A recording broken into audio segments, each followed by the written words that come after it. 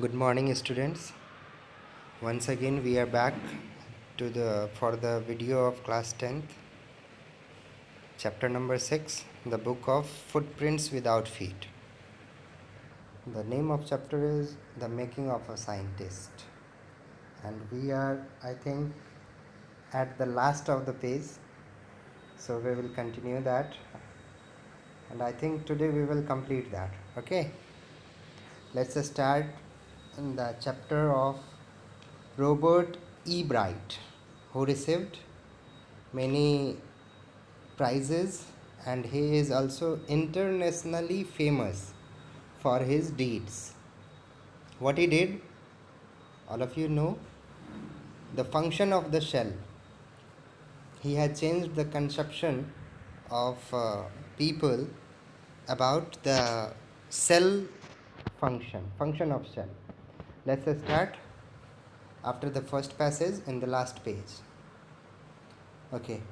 Surprising no one who knew him. Richard E. Bright graduated from Harvard with highest honors, second in his class of 1510. Means there were 1510 students and he was in second class. Highest honor was that, सम्मान मिला उनको. E. Bright went on to become a graduate student researcher at Harvard Medical School. अब उनको graduate होने के बाद research के लिए भेज दिया गया Harvard medical school. There he began doing experiment to test his theory. जो थ्योरी इन्होंने बनाया था उस थ्योरी पे इन्होंने एक्सपेरिमेंट करना शुरू कर दिया. Okay, if the theory proves correct, अगर थ्योरी करेक्ट होता है, it will be a big step toward understanding the process of life का जो प्रोसेस है इसको अंडरस्टैंड करना बहुत ही बड़ा स्टेप हो जाएगा अगर इनकी थ्योरी करेक्ट प्रूव होती है तो. It might also lead to new ideas for preventing some types of cancer and other diseases. अगर वो सही होती है तो कुछ ऐसे डिजीज़ जो होते हैं जैसे अनक्यूरेबल डिजीज़ कहेंगे, incurable disease sorry, like cancer and other disease, उनको भी हम लोग ठीक कर सकते हैं. All of this is possible because of E brides scientific curiosity. और ये सारा चीज़ पॉसिबल कब हुआ? साइंटिफिक क्यूरियसिटी जो था ई ब्राइट का, उसी से पॉसिबल हुआ. अगर उनको ये मन में नहीं होता कि कैसे सेल फंक्शन करते हैं तो वो ये थ्योरी क्यों निकालते? Okay, that's why his consciousness, or you can say curiosity to know about science, that proves about his theory. His high school research into the purpose of the spot on the monarch pupa eventually lead him to his theory about cell life. मतलब जो उन्होंने theory निकाला था monarch pupa के ऊपर, वो spot से जो हार्मोन निकाल करके दूसरे बटरफ्लाई बनाने का काम था, तो वो सारी बातें इनको हेल्प कर रहा था अबाउट सेल लाइफ के बारे में. Richard E Bright has been interested in science since he first began collecting butterflies. Science में उनका इंटरेस्ट कब से था? जब से उन्होंने बटरफ्लाई को कलेक्ट करना शुरू किया था तब से. But not so deeply that he हैज़न time for other interest. लेकिन इतना डीप नहीं था कि वो दूसरे काम के लिए अपना वक्त निकाले.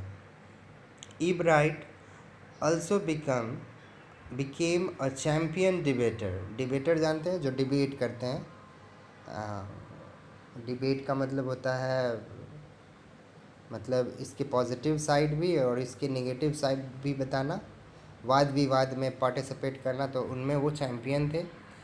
एंड पब्लिक स्पीकर भी हो गए, and a good canoeist and all round outdoor person, मतलब लोगों को समझाने वाले पर्सन हो गए, स्पीकर हो गए, डिबेटर हो गए, ऐसा वो बन गए। He is also an expert photographer थे, particularly of nature and scientific exhibits.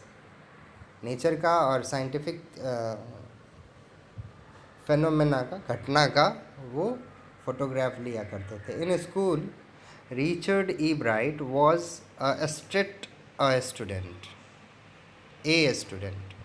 मतलब है ए ग्रेड के वो स्टूडेंट थे। He was very intelligent because learning was easy, learning उनके लिए बहुत ही ईजी था। ही turned a lot of energy toward the debating and model United nation clubs. Debate करने के लिए वो बहुत ही एनर्जी होता था उनके पास। He also found someone to admire, Richard A. Vermeer, his social studies teacher and advisor to both clubs. Mr. Werer was the perfect person for me then. He opened my mind to new ideas, E. Bright said. अब इनके एक admirer भी थे, मतलब चाहने वाले teacher भी हो गए सोशल स्टडी के, जो एडवाइज़र भी थे इनको दोनों क्लब्स के। दोनों क्लब पे वो एडवाइस करते थे, और ये कहते हैं कि वो मेरे लिए एक परफेक्ट पर्सन सॉरी, जो कि इनके आँखों को, दिमाग को खोला about new ideas. Richard would always give that extra effort, mister Weaver said. इनके टीचर कहते हैं कि हमेशा ही वो कुछ एक्स्ट्रा एफर्ट यूज़ करता था। What pleased me was, here was this person who put in 3 or 4 hours at night doing debate research beside doing all his research with butterflies and his other interest. मतलब वो सिर्फ 3-4 घंटे debate में अपना बिताता था, डिबेट रिसर्च में। हालांकि उसको अपने हॉबीज़ पे बिताना चाहिए, जैसे बटरफ्लाई कलेक्शन कर रहा था या फिर दूसरा इंटरेस्ट था तो उस पे, लेकिन वो वैसा नहीं कर रहा था। रिचर्ड वॉज कम्पिटिटिव, मतलब कंपटीशन वाली फीलिंग्स थी उनमें। Mister wearer continued, but not in a bad sense. Competitive थे वो, लेकिन बैड सेंस में कॉम्पिटिटिव नहीं थे। ही explained, Richard was not interested in winning for winning's sake or winning to get a prize. मतलब वो जीतना चाहते थे, जीतने के लिए नहीं, या फिर प्राइज जीतने के लिए वो नहीं पार्टिसिपेट करते थे। Rather he was winning because he wanted to do the best job he could do. बल्कि वो काम करना चाहते थे जिसमें वो बेस्ट हो। For the right reasons, he wants to be the best. सही रीज़न के लिए वो बेस्ट होना चाहते थे। And that is one of the ingredients in the making of a scientist. एक साइंटिस्ट होने के नाते, बनने के लिए आप में ये एक ingredients मतलब कंपोनेंट होने चाहिए, that for right reason you have to be the best. Start with the first rate mind and curiosity, and mix in the will to win for the right reason. E. Bright has these qualities from the time the book The Travels of Monarch X opened the world of science to him.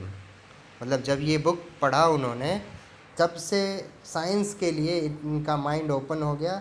Richard E Bright has never lost his scientific curiosity. उन्होंने science के लिए जो उनके पास curiosity था वो कभी lost नहीं हुआ उनमें।